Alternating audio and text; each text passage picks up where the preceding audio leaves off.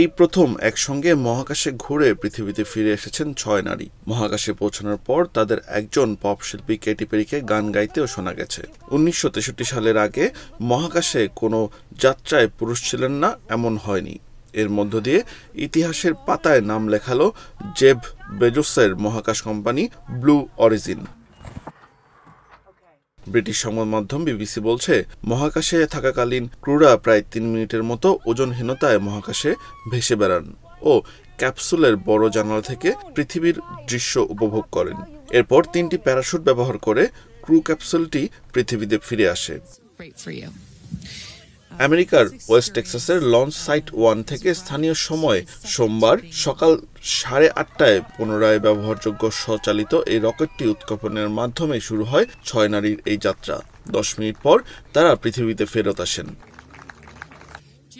এই ৬ জন হলেন পপ তারকা কেটি পেরি, লেখক ও বেজোসের বাগদত্তা লরেন সানচেজ, সাংবাদিক ও টিভি উপস্থাপক গেল কিং, নাগরিক অধিকার কর্মী আমান্ডা এনগুয়েন, নাসার সাবেক রকেট বিজ্ঞানী আইশা বোয়ে এবং চলচ্চিত্র নির্মাতা কোরিয়ান ফ্লিন।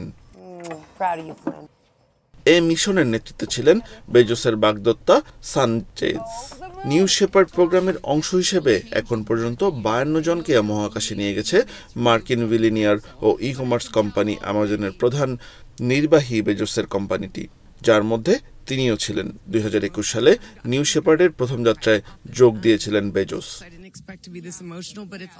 তবে মহাকাশে ভ্রমণকারী এই নারীদের নভোচারী হিসেবে শ্রেণীবদ্ধ করবে না মার্কিন ফেডারেল এভিয়েশন অ্যাডমিনিস্ট্রেশন, মহাকাশ গবেষণা সংস্থা নাসা ও মার্কিন সামরিক বাহিনী, কারণ তাদের সবাই নভোচারী হিসেবে গণ্য হওয়ার জন্য প্রয়োজনীয় যোগ্যতার অভাব রয়েছে। সফল সঙ্গীত শিল্পীদের মধ্যে একজন কেট পেরি। মিশনের আগে তিনি বলেছেন, প্রায় ২০ বছর ধরে মহাকাশে যাওয়ার ইচ্ছে রয়েছে তার। তাই যখন তিনি এই মিশনের জন্য ডাক পান, তখন তিনি কোনো চিন্তাভাবনা ছাড়াই এই সিদ্ধান্ত নেন।